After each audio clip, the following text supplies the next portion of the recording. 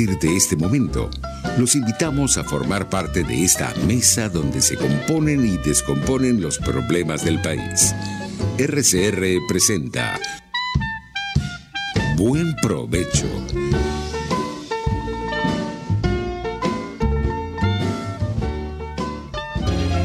Diáspora y Ambiente con Tomás Páez y Fernando Jáuregui.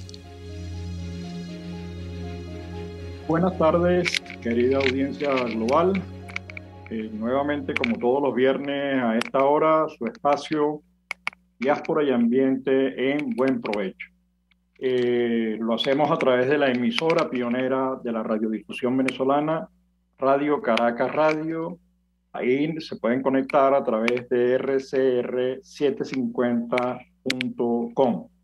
En la dirección de la estación se encuentra Jaime Nestares, en la gerencia de producción Willy Zarcaya, en la producción Carla Sons, en los controles José Gregorio González y en la conducción estos servidores Fernando Jáuregui y Tomás Páez. Fernando creo que nos va a acompañar por problemas de internet a través del teléfono.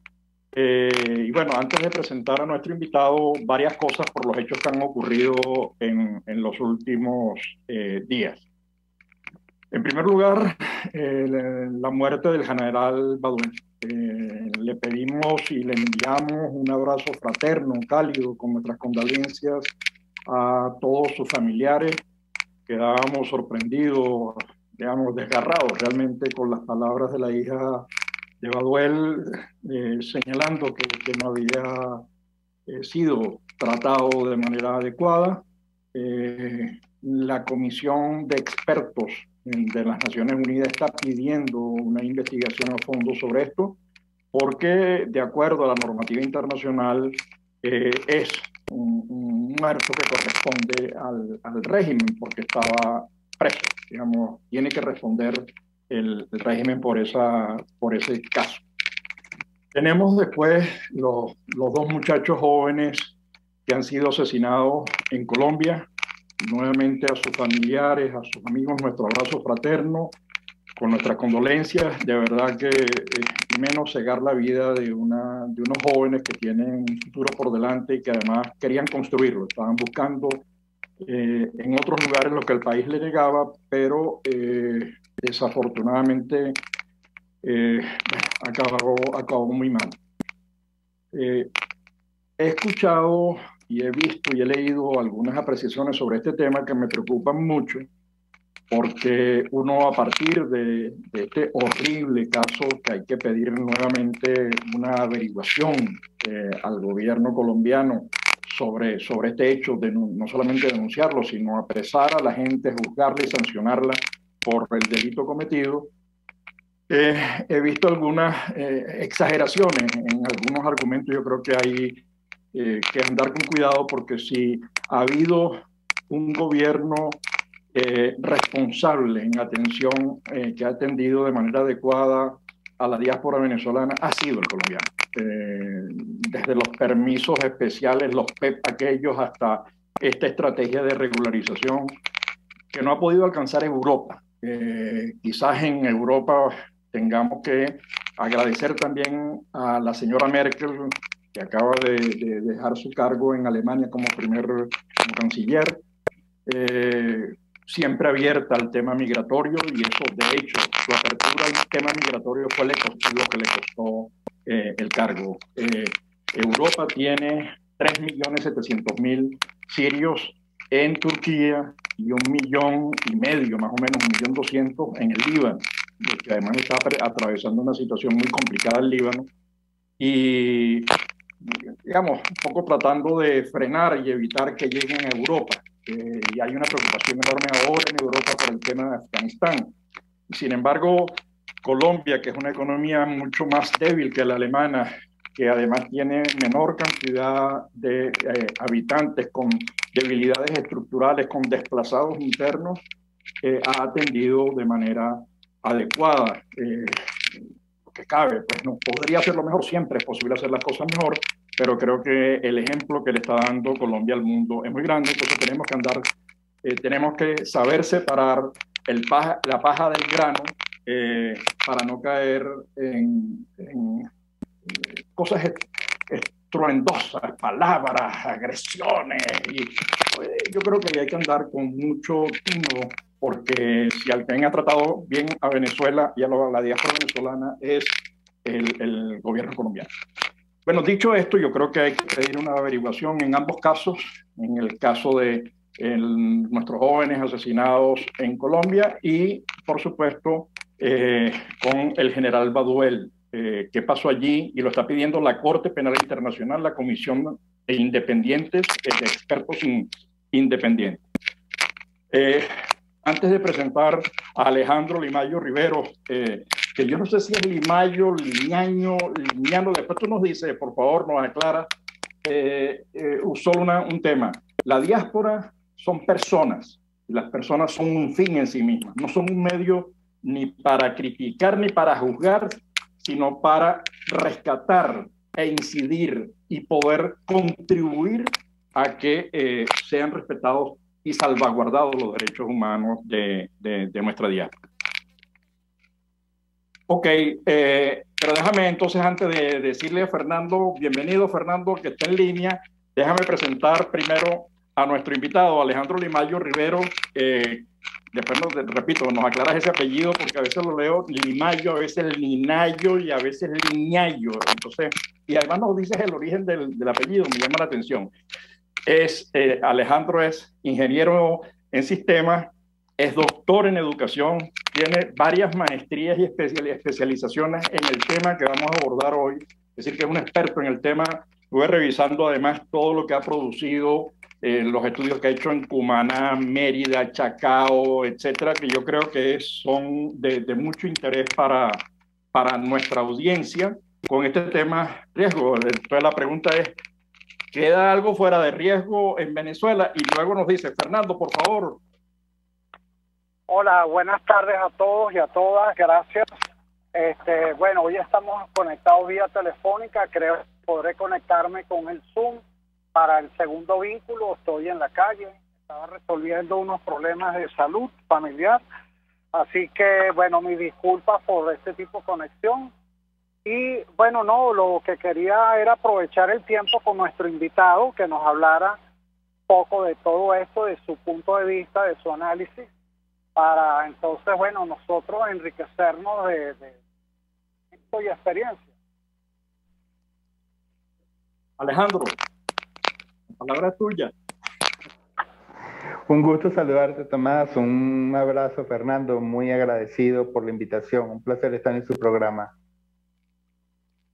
No, ya arrancamos con preguntas. Que en Venezuela, es decir, nosotros en los programas que hemos hecho, yo cada vez salgo más sorprendido. Tenemos problemas en el Orinoco, por supuesto, en todo lo que es la paja, en lo que es la explotación del oro, la minería ilegal, todos los ríos contaminados, con graves situaciones en el mundo eléctrico, en la movilidad, en la gasolina, los derrames. Digamos, ¿qué es lo que no está en riesgo en Venezuela y cómo abordarlo? Entonces, por favor, explícanos qué es eso de la base de que ustedes están haciendo para una estrategia, en qué consiste, los múltiples factores que intervienen en el tema del riesgo. Entonces, por favor, explícanos a los que somos, en el caso de Fernando es más competente que yo en el área, digamos, tiene mucha experiencia. En el caso mío trátame como una persona que no sabe nada del tema. Bien, con gusto, Tomás. Bueno, en realidad te comento que nosotros venimos de la Universidad de los Andes. Ahí se creó en el año de 1979 un grupo de trabajo que se preocupó y trabajó durante muchos años por el tema del riesgo sísmico de Venezuela. Inicialmente todo nuestro enfoque estaba vinculado al riesgo sísmico. Ese grupo fue creado al interno de la misma Universidad de los Andes, operaba en el laboratorio de geofísica de esa universidad y se llamaba Comisión Especial de Asesoría para la Prevención del Riesgo Sísmico. Lo que motivó un poco esa iniciativa fue tratar de fomentar un abordaje, un diagnóstico y propuestas de intervención mucho más integrales a los que eh, que hacían falta pues, para abordar un poco el riesgo sísmico que tiene el país, que es un riesgo sísmico reconocido, que ha tenido varias manifestaciones importantes a lo largo de los años, que se entiende que esos eventos van a seguir ocurriendo y bueno, cuanto mejor capacidad haya en la sociedad para saber entonces cómo convivir con esa realidad, mejor. Este grupo en el año 90 se conforma como una fundación que trató de tener un poquito de autonomía. Fue una fundación que pudo crearse en el marco de una alianza entre la Gobernación del Estado Mérida y la Universidad de los Andes. Se creó una cosa que se llamó Fundación para la Prevención del Riesgo Sísmico, pero ya en ese caso nosotros empezamos a trabajar desde una mirada un poco más grande, o sea, observando no solamente el tema de los terremotos, sino inundaciones, movimientos de masa, los distintos escenarios y problemas con que se pudiera lidiar en el contexto venezolano, ¿no?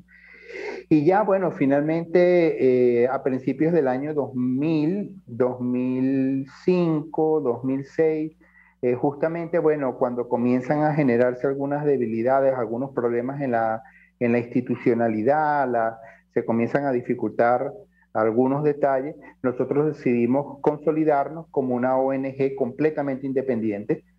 Comenzamos a trabajar en Venezuela, hicimos muchas cosas muy interesantes allá, y en la medida que, bueno, que las cosas se fueron poniendo complicadas en Venezuela, entonces comenzamos a desarrollar esfuerzos, abriendo espacios de trabajo en otros países para trabajar en América Latina, y luego, bueno, ahorita estamos comenzando a tratar de desarrollar cosas en Europa. Entonces, nuestro trabajo justamente apunta a tratar de anticiparnos un poco a esos eventos adversos que eventualmente golpean a nuestros países, generan gran cantidad de daño. Uno de los elementos que llama la atención allí es que la mayor parte de esos eventos que afectan a nuestras ciudades son eventos de reconocida recurrencia histórica, que están muy bien caracterizados, los mapas detallados de qué es lo que puede ocurrir, dónde, de cuáles son las medidas que se tienen que implementar, qué cosas puedes hacer para estar más o menos expuesto. Entonces, nuestra intención era, y siempre ha sido, pues, convertirnos en un equipo técnico que aborde con rigurosidad esos temas, genere recomendaciones. En algún momento trabajábamos mucho con las instituciones y se le brindaba a la gente, bueno, mire, estos son los criterios técnicos para una ordenación local de territorio o por unos procesos de permisología. Y bueno, en la medida que la cosa se ha ido poniendo difícil con la institucionalidad, entonces hay que trabajar con la gente. O sea, cuando tú tienes eh, problemas como los que hoy por hoy se dan en Venezuela, es muy importante que a la gente se le haga llegar el conocimiento. Hay que cumplir con un principio. Alejandro, perdona, ahorita que estás hablando de gente, nosotros tuvimos acá en nuestro programa hace ya unos, bueno, yo creo hace como un año, a Ángel Rangel. Él fue el director de Claro, Defensa como no, lo Civil. conozco muy bien, Okay. un buen amigo. Y él nos decía que, y él trabaja el tema del riesgo, nos decía que los riesgos son fundamentalmente humanos. Digamos, tú hablas de y puso el ejemplo de lo que ocurrió, en lo que él vivió en el deslave. Dice, bueno, parte del problema es que dejamos construir en lugares en los que seguramente iba a ocurrir un accidente. Entonces, eso no es imputable al ambiente, eso es imputable a decisiones de instituciones que permitieron construir viviendas en un lugar en el que no debió haberse permitido.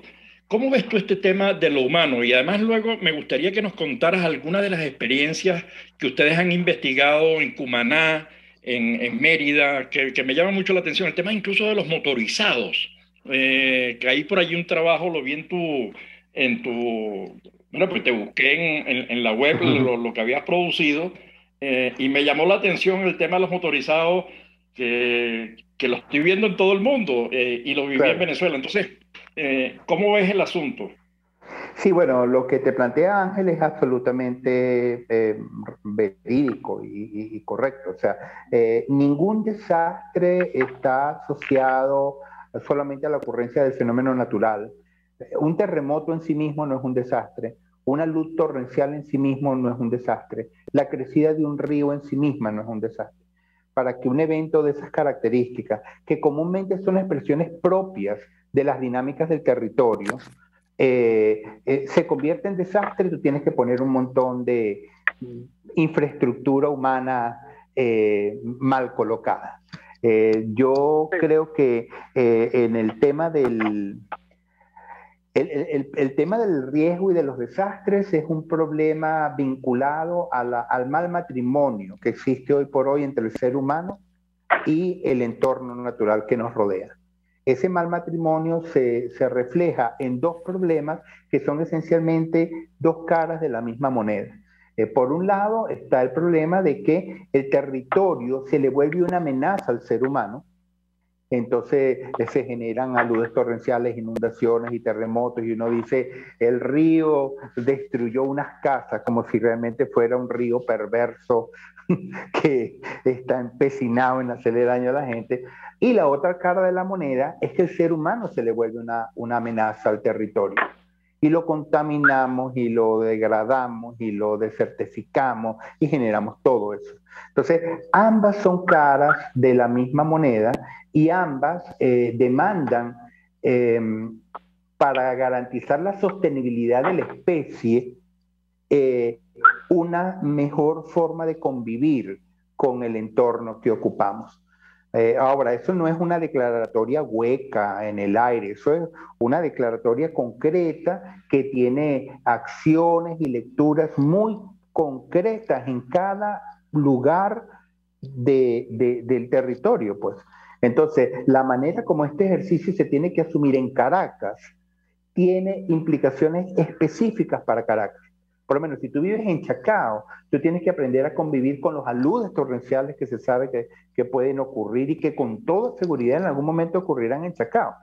Entonces, y van a tener que convivir con la sismicidad que tiene Chacao, porque el sismo del 67 en Caracas no fue producto de una mala suerte, ni de un mal funcionamiento de la geología, no, es que ese es un territorio que cada cierto tiempo tiene la necesidad intrínseca como de sacudirse, producto de unas dinámicas ahí geotectónicas que se dan, y eso tiene que ocurrir. Entonces, lo que uno plantea en esos casos, Tomás, es que en todos los casos hay que aprender a conocer esas realidades y aprender a leer un poquito cuáles son las señales y qué cosas puedes hacer tú para que un evento de esos no te pase facturas tan graves, ¿no? Con el tema de los... Ajá, dime. Sigue con el tema de los motorizados, porque es que me quedaron, me surgen dos preguntas mientras te estaba oyendo, pero sigue por favor con el tema de los motorizados, sí, que me llama mucho la atención. Entonces, fíjate, claro, nosotros, nuestra ONG es un centro de investigación y trabajamos en tres temas centrales. Por un lado, trabajamos en el desarrollo de conocimiento, de tecnologías, de metodologías, para conocer un poco los problemas en cada localidad y las cosas que se pueden hacer. Trabajamos también en el tema de la formación de recursos humanos, la formación de gente para que sepan, bueno, cómo llevar adelante sus ejercicios profesionales de una mejor manera. Y también trabajamos en el tema que es muy importante en el caso venezolano, que es la socialización del conocimiento que existe. Venezuela cuenta con bueno, ya ahorita no tanto en el sentido de sus investigadores, porque muchos se han tenido que ir y han habido toda la diáspora que ya tú muy bien conoces mejor que yo, pero Venezuela tuvo una capacidad muy importante y fue un país muy destacado en función de la calidad de sus estudios de caracterización de amenazas. O sea, los trabajos que sí se han hecho en Venezuela por los centros de investigación, por los grupos académicos que estudiaron un poco las dinámicas de nuestros ríos, de nuestras áreas inundables, de la sismicidad, de los movimientos de masa, de los distintos problemas que se pueden dar aquí, fue de muchísima calidad y generó productos y materiales muy, muy buenos, desde hace décadas, ¿ok? Entonces, en ese sentido, prácticamente cada vez que ocurre un desastre en Venezuela, siempre surge un paper, hay un artículo donde te predice casi que con exactitud, mire, aquí va a pasar esto, el río se va a meter, se va a llevar todo lo que esté allí puesto, y eso lo hemos vivido nosotros con mucha pena durante muchos años. O sea, se dio el desastre de Vargas, entonces, bueno, resulta que por allá en el año 50 el doctor Eduardo Roll en la Sociedad Venezolana de Ciencias Físicas y Matemáticas había hecho una predicción detallada y había generado los señalamientos y había dicho dónde se pueden generar problemas. Y así en todo. Los últimos eventos que se dieron ahorita en el Mocotí se vienen estudiando con todo detalle y hay unos mapas perfectos. Lo que tú tienes es que colocar el mapa sobre las imágenes satelitales de los daños para que te das cuenta que no hay sorpresas.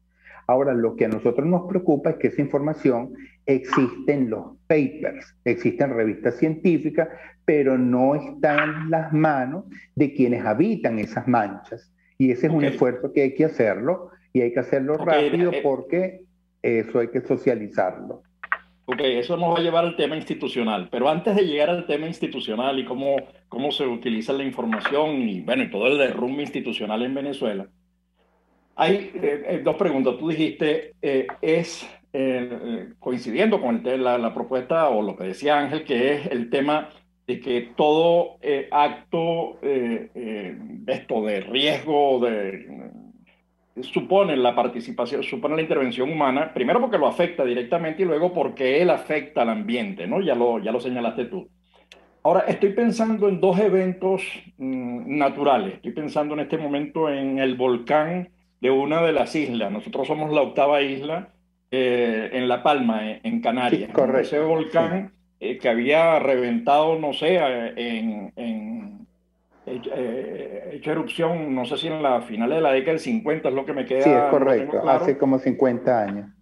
Y lo otro es las inmensas lluvias que han caído, que han descolocado a Alemania, que no es exactamente un país poco preparado, es un país, vamos, jamás preocupado por el tema ambiental, que ha incorporado políticas serias, tiene una institucionalidad.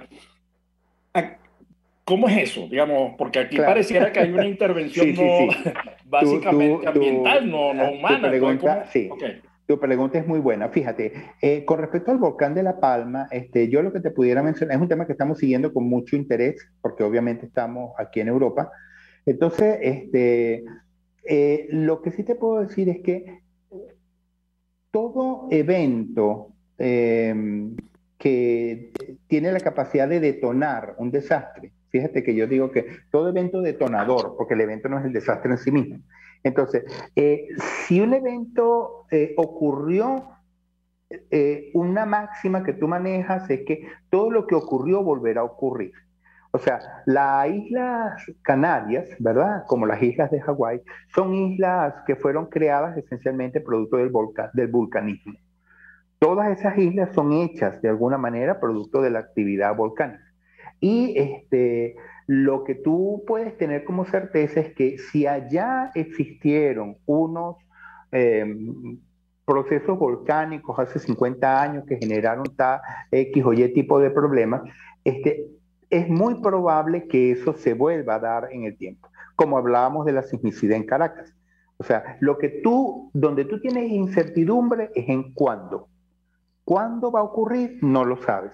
Pero tú puedes tener certeza de que ese evento se va a dar en algún momento. Entonces, lo que a uno le toca es, bueno, ante esa posibilidad, ¿de qué manera tú puedes ocupar de la mejor manera, del mejor modo posible ese espacio? O sea, ¿cómo lo haces de la mejor forma? Y allí es donde el ser humano tiene hoy por hoy, y te hablo de hace 200 años para acá, 300 años para acá, gracias al conocimiento que hoy por hoy acumulamos, hoy por hoy, esas dinámicas de la Tierra, tú las puedes obtener por la vía de unos interlocutores, que son los vulcanólogos, los geomorfólogos, los hidrometeorólogos, los sismólogos. Ellos son capaces de decirte con las herramientas que hay qué puede ocurrir dónde. Y en función de eso, lo que tú tienes que hacer es definir cómo construyes y dónde construyes. el problema de este tipo de eventos no está anclado al hecho de que tú no puedes estar allí. Eso no es el problema. El problema es que tú puedes ocupar, pero siguiendo ciertas pautas básicas.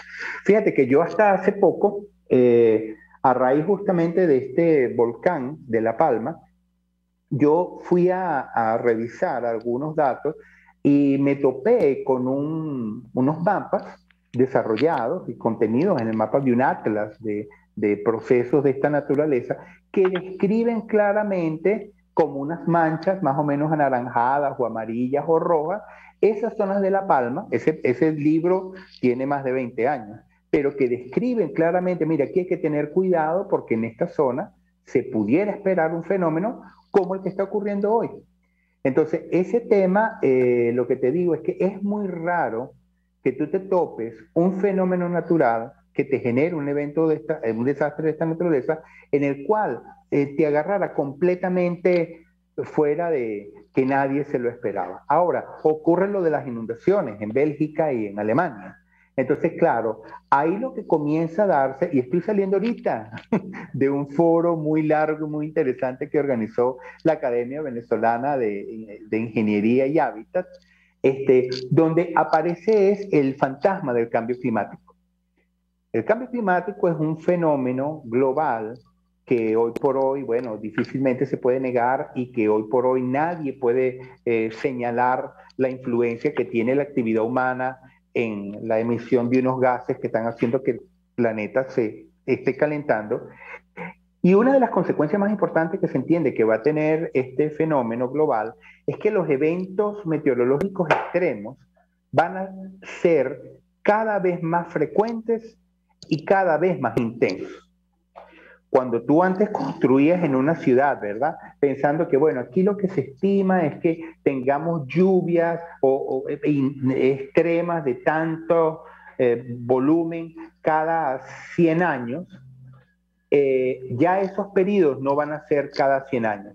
Cada vez van a ser menores y los eventos cada vez van a ser más difíciles. Entonces, el cambio climático nos está poniendo ahorita un nuevo componente en la ecuación que realmente preocupa y que tiene que ver con que eventos donde se supone que la intensidad no debería ser tan alta, pudiera llegar a serlo. Sin embargo, Alejandro, tenemos que ir a corte, Cómo no, con gusto. Le damos continuidad y esperamos que Fernando le dé tiempo de llegar a la casa e incorporarse a través de Zoom para que esté nuestro hombre que sabe del tema ambiental. Excelente. Así que al retorno, y por favor conéctate al segundo link. Gracias. Seguro. Análisis, opinión, entretenimiento y mucho más. Escuchas Buen Provecho por RCR 750, la radio que se ve. Sintonícenos a través de Periscope, @RCR750, la radio que se ve. Sufrir de intestino irritable, reflujo, gastritis o cualquier otra patología gastrointestinal ya no será un problema. La doctora Criselis Gómez, gastroenterólogo, te ayuda en la prevención, diagnóstico y tratamiento de enfermedades digestivas y estudios endoscópicos, diagnósticos y terapéuticos. Mejora tu salud gastrointestinal con la doctora Criselis Gómez, @gastro-salud. Haz tu cita al 0424-198-0043 o visítala en Santa Paula, Plaza 1. Doctora Criselis Gómez, gastroenterólogo. Cuando hablamos de Honda, hablamos de Distasi Motors, el concesionario Honda que pica adelante en precios, condiciones y servicio. Todo el personal de Distasi Motors, tanto técnico como de atención, está actualizado, capacitado y certificado permanentemente para atender correctamente tu vehículo. www.distasi-honda.com.ve. Distasi Motors, tu concesionario Honda en Los Palos Grandes. Pluralidad contigo, respeto contigo, responsabilidad contigo, libertad contigo. Estamos contigo y punto. De lunes a viernes a la 1 de la tarde. Contigo, solo por RCR 750 AM, porque lo bueno une. RCR 750 AM, porque lo bueno une.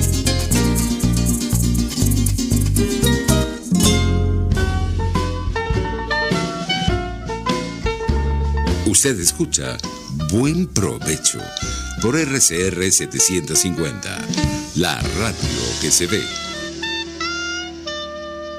Bueno, ya de regreso a nuestro segundo segmento, ya tenemos en pantalla y en audio a Fernando. Somos los dos los que estamos en este programa, Fernando Jáuregui y yo, Tomás Páez. Tenemos como invitado, y le cortamos la palabra, a Alejandro Limayo Rivero. Limayo, Liñayo, no me ha aclarado todavía el tema del apellido, es ingeniero en sistemas, doctor en educación y ha hecho especializaciones diversas, posgrados diversos en el tema riesgo. Y estaba hablando del tema del cambio climático. Antes de que darle la palabra para que continúe, y luego se incorpora Fernando, solo recordar a la gente que está necesitando apoyo. Por favor, a través de nuestras redes, tanto Ecoprácticas como La Voz de la Diáspora, tenemos allí en el Twitter, en Instagram, en Facebook, los mecanismos para apoyar a Alexander Luzardo, profesor de la Central, ambientalista, Nelly Arenas, politólogo del CENTE que necesita recursos, Luis Manuel Esculpi, que también necesita apoyo, Elías Santana, que necesita apoyo, Henry Gómez Alberti. Se me quedan algunos nombres fuera, pero por favor, allí cualquier moneda, lo poco que sea, no importa, si sumamos al final podemos apoyar. Alejandro, antes de... no sé si Fernando quiere decir algo y todo está bien con la visita esa personal, médica, ¿todo bien? Sí, okay. Sí, afortunadamente. Bueno, primero que todo, saludar a Alejandro cara a cara. He estado conectado a este evento a través del teléfono. Nada, yo quería agregar un elemento allí que es particular de Venezuela. Quizás en otros países sea parecido, pero en Venezuela es grave tradicionalmente, que es la falta de una cultura de prevención a nivel individual, a nivel social e institucional. De hecho, por ejemplo, todos los muchachos en una escuela deberían saber cómo evacuar en caso de un terremoto. Nosotros vemos que los medios estatales no tienen ninguna campaña que contemple la educación en caso de algún fenómeno natural. Y lo que es importante resaltar, que ya lo decía Alejandro, es que muchos de estos, entre comillas, desastres naturales, son desastres, por ejemplo, en el caso del deslave, como ustedes decían, primero por invadir zonas de quebradas y ríos donde estaba prohibido construir, y segundo por la deforestación, que a su vez agrava el cambio climático del cual nos acaba de hablar. Correcto. Sí, eso es absolutamente correcto. Es absolutamente correcto lo que plantea Fernando. Y claro, afortunadamente hoy por hoy, y ese es un poco el esfuerzo que nosotros tratamos de hacer, hace unos años, si esta información no llegaba por vía de televisión o prensa, o sea, de alguna manera los dueños de los medios definían lo que se colocaba o no, era muy difícil que tú te enteraras. Pero hoy por hoy, de alguna manera, las tecnologías de información y comunicación hacen que, bueno, si tú quieres la información, la consigues, ¿no? Entonces, para nosotros es muy importante tratar de hacerle saber a la gente, no solamente qué hacer antes, durante y después de un evento, sino que conozcan un poco las dinámicas propias de la casa, del terreno donde está ubicada la casa donde vive, o el terreno donde está ubicada la escuela donde usted manda a sus hijos. O sea, o la oficina donde usted trabaja. Uno tiene que conocer esa información, y teniendo esa información a la mano, tienen que saber luego, bueno, qué cosas me convienen o no me convienen hacer en función de no exponerme tanto. Entonces, hoy por hoy existen una cantidad de herramientas que son muy sencillas, muy útiles. Por lo menos yo quisiera mencionar que un par de ellas que nosotros hemos trabajado, hemos desarrollado y que están disponibles para cualquiera en la web y en las redes, pues hay una aplicación que fue un proyecto muy bonito que se desarrolló en alianza con el Laboratorio de Sistemas de Información Geográfica y Modelado Ambiental de la Universidad Simón Bolívar, y es una herramienta que se puede descargar para smartphones, para celulares Android, y se llama AppMenazas, AppMenazas, AppMenazas. Esa es una aplicación que tú puedes descargar en tu celular, es gratuita, y teniendo toda esa aplicación, tú puedes preguntarle a ella, en función de la posición en que tú estás, por tu GPS, ¿qué tengo yo cerca? ¿A qué estoy expuesto? ¿Será que esta zona se puede inundar? ¿Será que esta zona se puede deslizar? ¿Será que estoy en una zona sísmica X o Y? ¿Qué recomendaciones debería seguir yo en función de eso? Esa información está completamente disponible. Detrás de la información que ahí se presenta está, bueno, el aporte de los científicos más importantes que tiene el país y que han estudiado estos temas. La aplicación está operando en 3 ciudades piloto, que son en Cumaná, en Chacao, en el municipio de Chacao, en Caracas, y en Mérida. Y cualquier habitante de estos lugares pueden llegar, bajar la aplicación y conseguir esa data. Y otra herramienta, y yo creo que con eso sí puedo contestarle a Tomás su pregunta de los motorizados, es una página web, un portal, un geoportal de apoyo a la enseñanza sobre temas de seguridad ciudadana que desarrollamos y que se llama EduRiesgo.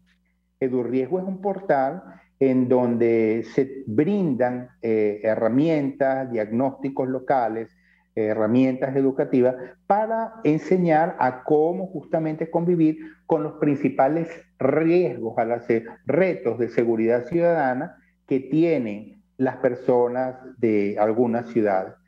Uno de los retos de seguridad ciudadana que se incorporaron allí, que no tienen que ver con temas de carácter natural como inundaciones, terremotos, sino es esencialmente de la dinámica humana, tiene que ver con el tema de la seguridad vial. Es decir, una de las cosas que nosotros hemos tratado de poner a disposición de la gente en estos materiales es herramientas sobre seguridad vial. Eso es en el marco de un esfuerzo muy importante que desarrolla inclusive en Venezuela la Red Venezolana para la Seguridad Vial y un movimiento mundial que está hoy por hoy trabajando en función de promover que no haya tanta morbimortalidad asociada a accidentes de tránsito. Entonces, si ustedes se metan en ese portal, van a poder identificar en la ciudad cuál es el diagnóstico de la seguridad vial que tiene en su zona. O sea, no solamente que haya accidentes, sino cuáles son los sitios más peligrosos, cuáles son las carreteras donde hay más arrollados, cuáles son lo que se llaman los puntos negros, los puntos donde más se concentra la accidentalidad en función de la poquísima información estadística confiable que se cuenta en este tema en Venezuela hoy, ¿no? Y en función de eso se dan herramientas. Alejandro, a ver, esto me permite, para que sigas, yo voy a hacer 3 preguntas. Yo no sé después Fernando las que hará, pero yo voy a hacer 3 preguntas. La primera es, vinculado con esto, este es un esfuerzo de organizaciones, más bien de ONG y universidades, ¿no? De organizaciones sociales. ¿No debería ser esto una política de Estado? La segunda, ¿qué es riesgo tecnológico? ¿Cómo se define ese tema? Porque ya el tema de los motorizados comienzo a entenderlo. La tercera es, ¿qué significa el carácter sistémico de la gestión de riesgo? Te voy a pedir una exageración, voy a hacer una exageración, te voy a pedir una cosa imposible. ¿Me lo puedes resumir?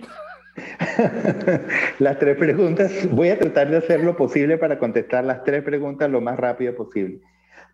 La primera tenía que ver con sí, es función del Estado.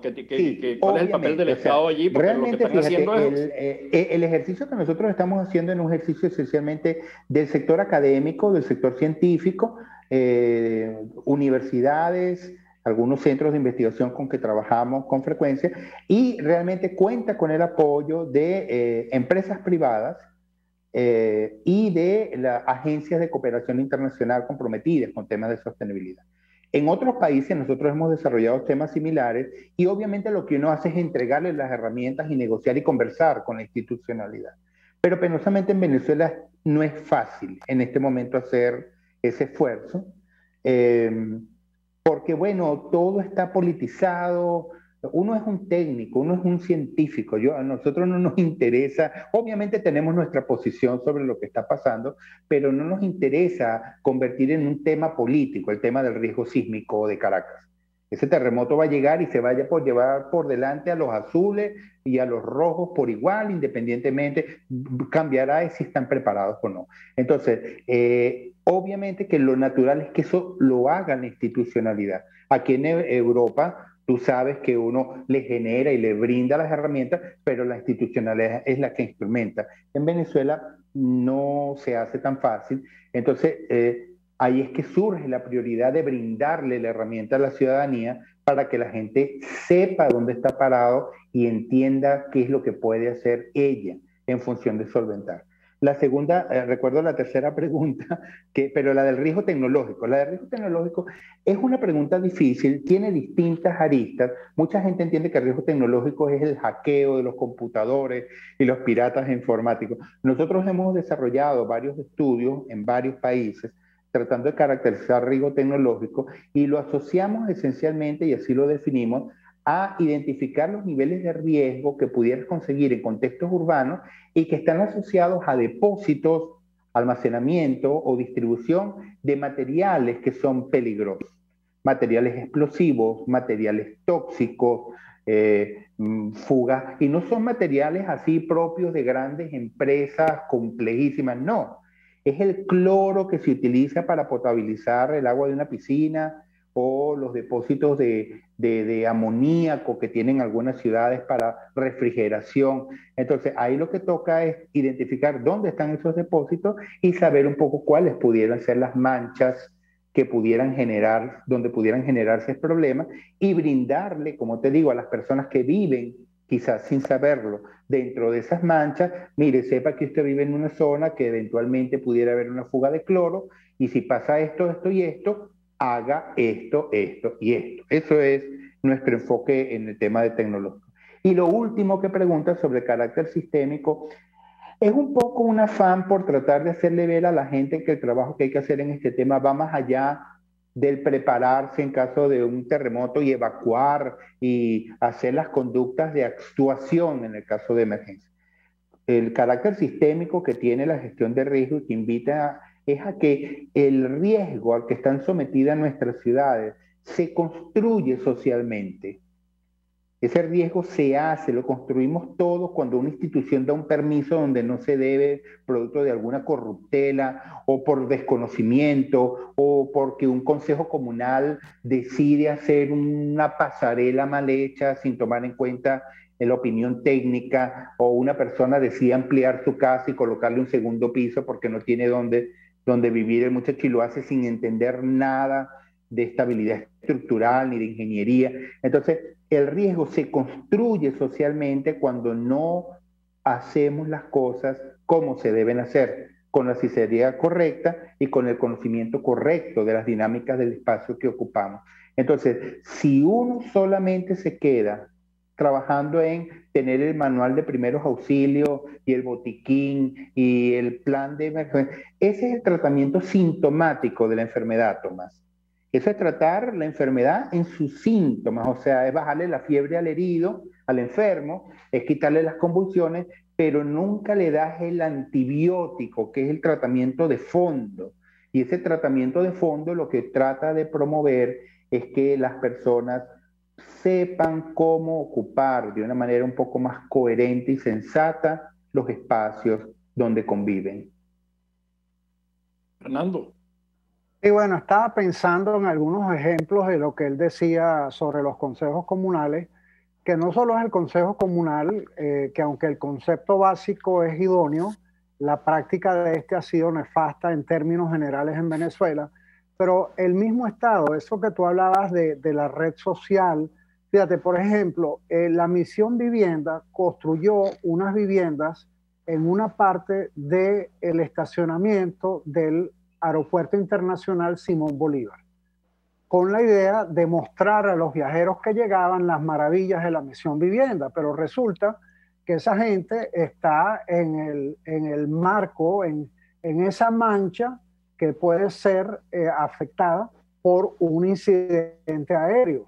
El otro caso, como muchos otros, es Ciudad Caribia.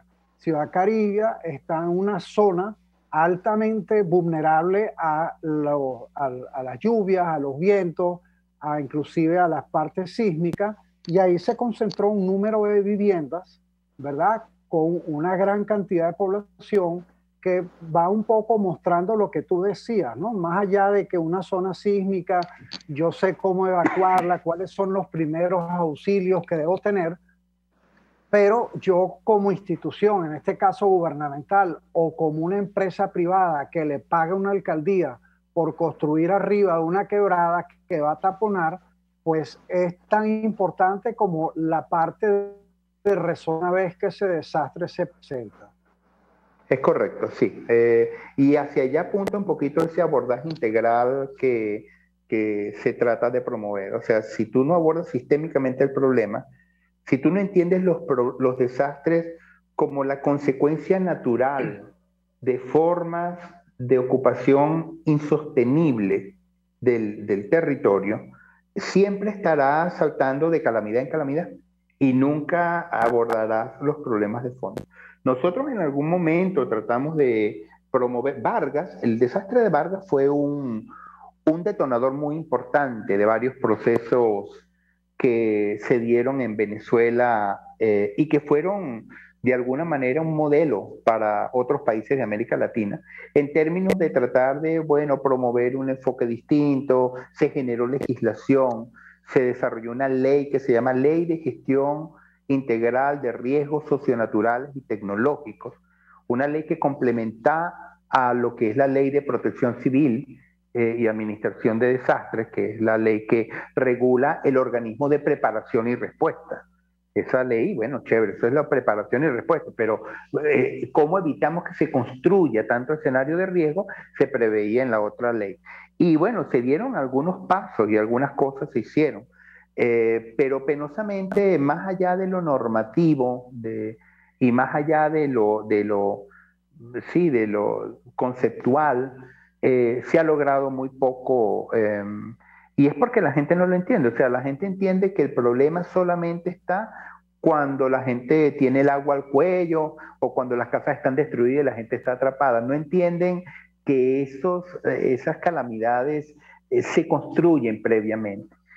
Yo creo que obviamente en este momento pretender que en Venezuela se le dé cabida en la agenda del día a día de la gente a un fenómeno de esta naturaleza, temas de esta naturaleza que son tan importantes en todo el mundo, pero yo creo que en Venezuela es muy difícil porque los problemas del ya y del aquí y ahora son tan complicados que pensar en sostenibilidad, pensar en un terremoto que puede ser dentro de una semana o dentro de 20 años, es muy difícil que tú le puedas gastar energía a ese tema hoy por hoy, ¿no? Ahora, yo estoy segurísimo de que eso más tarde que temprano se va a tener que abordar, por lo menos lo que el país tiene que hacer de cara a los escenarios de cambio climático que se le vienen encima. Bueno, eso es un tema que si no es el Estado producto de la situación que allí se está viviendo, entonces tendrán que ser las personas. Y por esa razón, te reitero, nosotros nos empeñamos tanto, nos hemos empeñado tanto durante tanto tiempo de tratar de poner la información al servicio de la gente. La gente tiene que saber, es un poco como el tema del AMPA.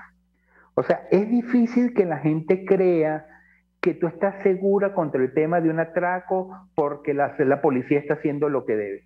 No, o sea, uno entiende que que bueno, tú tienes que hacer lo que te toca, poner una reja, cerrar la calle, los vecinos, poner unas cámaras. La gente hace lo que puede en función del conocimiento que tiene ante ese componente del día a día que se llama la delincuencia. Lo mismo ocurre con el tema de los terremotos y las inundaciones. La gente tiene que garantizarse el derecho a saber y que en función de eso cada quien haga lo que tenga a su alcance para evitar estar tan expuestos. Alejandro, pero fíjate, retomando el ejemplo que puso Fernando sobre el tema de las viviendas, yo recuerdo un proyecto, no tengo todos los detalles, el proyecto se iba a hacer, no sé si ustedes se acuerdan, en la avenida principal de Katia Lamar tenía unos grandes depósitos, no sé si de petróleo o gasolina, no sé lo que había allí, eran como 7, 8 depósitos antes, vía Mamo, ¿no? Vía Las Tunitas. Esos depósitos fueron eliminados, era un espacio enorme de terreno y ahí se pensaban construir 4.000 viviendas. Pero esas 4.000 viviendas tenían el problema de, por tantos años, esos depósitos de gasolina o petróleo percolaron y eso no era Tacoa, era antes de llegar a Tacoa, ¿no? Eran unos grandes depósitos. Sí. Entonces, eso hizo que cuando comenzaron a meter las cabillas y el cemento, que además venía de pésima calidad, hubo que agregarle las virutas de aluminio de allá de Guayana para medio sostener, y estaban incluso hablando de lámparas LED, etcétera. Resulta que cuando comienzan los primeros movimientos se producen explosiones. Entonces tú dices, bueno, ¿quién está detrás de esto? Porque el tema no es solamente que la gente tiene que cuidarse, sino que es que las instituciones no pueden permitir que se construya en un lugar en el que no hay agua, no hay luz, y además colocas en riesgo la vida de la gente. Es decir, es 3 condiciones adversas. Entonces tú dices, oye, esto no es un tema que puede resolver la gente, esto requiere una institucionalidad. Y allí hay intereses, y allí, bueno, se invirtieron recursos, la gente hizo contratos, etcétera, etcétera. Pero lo mismo ha ocurrido con los hospitales que estaban construyendo en Montalbán. Se han construido 3 veces y cada uno de esos es un negociado. Entonces, ojo, yo creo que el tema es más, tiene que ver con una institucionalidad bueno, solo el dato de la gente que hoy ha sido la que fue secretaria privada de Chávez o tesorera, yo no sé cómo, que la acaban de expatriar a Estados Unidos, ¿no? Solicitada por Estados Unidos por dolo, igual que hizo Andrade, que confiesa haberte robado $1.000 millones de dólares. Tú dices, bueno, es que aquí hay un tema, un dolo muy grande. Entonces, no es solamente la gente que tiene que vivir el día a día, sino que hay una institucionalidad perdida. Sí, yo comparto plenamente. Nos quedan pocos minutos. Yo comparto plenamente lo que tú planteas. Yo realmente, yo salí de Venezuela hace muy poco, yo nunca pensé, o sea, yo dije, bueno, hasta el último momento trataré de mantenerme allí. Sin embargo, creo que las condiciones de trabajar, lo que yo hago en Venezuela eran muy difíciles, aunque yo desde Venezuela trabajaba para otros países que sí se preocupan por este tema. Yo realmente creo que es muy interesante y dará para escribir mucho y estudiar mucho lo que ha ocurrido en Venezuela. Yo creo que cada cierto rato las sociedades, aparentemente las que están mejor y no sé, como que nos volvemos locos y algo ocurre. Tú fíjate, tú me preguntabas cuál es mi nombre, mi apellido. Yo soy Alejandro Liñayo y mi apellido viene del norte de España. Y mi papá y mi abuela fueron 2 de los 450.000 migrantes que salieron de España en el marco de la revolución, los años después a la revolución, a la guerra civil que se dio en España. Y salieron de allí para Venezuela, entre otros lugares del mundo, porque las cosas no estaban tan bien. Yo creo que si tú miras a Alemania en 1940 o miras o sea, casi en cualquier lado tú te topas que esas sociedades que parecen de ensueño, en algún momento también tuvieron sus momentos difíciles. Y yo creo que Venezuela está viviendo hoy su momento difícil. Mientras ese chaparrón dure, hay que hacer lo que se pueda con la mayor información que se tenga. Y yo estoy seguro que la historia lo ha enseñado. Más tarde que temprano, en algún momento, esa institucionalidad se tendrá que reconstruir. Esas prácticas que hemos visto y que tú señalas con ejemplos muy, muy claros, tendrán que corregirse y tendremos que aprender a vivir de otra manera porque es lo que más nos conviene a todos. No es posible que una persona diga yo me robé $1.000 millones y tú ves lo que pasa con el resto de la gente que está allá y en algún momento la gente dirá no me conviene robarme esos $1.000 millones en términos de calidad de vida. Yo creo que se puede hacer de otra manera sin hacerte de tanto dinero mal habido. Gracias, Alejandro. Fernando, cierra usted el programa. Bueno, nada, quiero agradecerle, Alejandro, su tiempo, su conocimiento, a usted que nos ve por RCR 750, agradecerle que esté allí para completar un poco la información de esos edificios en Catia-la-Mar, además de los males que tú dijiste, o al principio o al final de la pista de aterrizaje del Aeropuerto Internacional de Maiquetía, dependiendo cómo aterriza, o sea que ese es otro agravante más de la condición. Como de costumbre, le pedimos que nos siga en Instagram, Ecoprácticas, @Ecoprácticas en Twitter, que nos vea los sábados en nuestro programa. Tenemos uno muy interesante justamente de cómo una empresa privada ha intervenido una de las mayores reservas y refugios de pájaros del Caribe. Lo invito a verlo. Y bueno, gracias Tomás a ti por crear este espacio, a Radio Caracas Radio por permitirnos transmitir todas estas entrevistas de estos individuos tan valiosos que lamentablemente en este momento están afuera. Bueno, gracias Alejandro, gracias Fernando.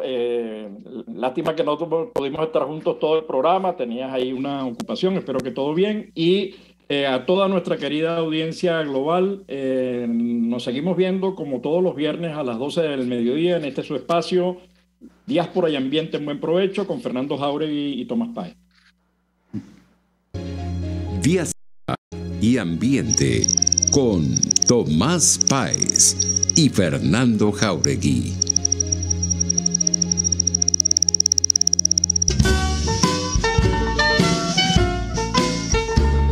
RCR presentó Buen Provecho. Síganos en Twitter como @RCR750, la radio que se ve.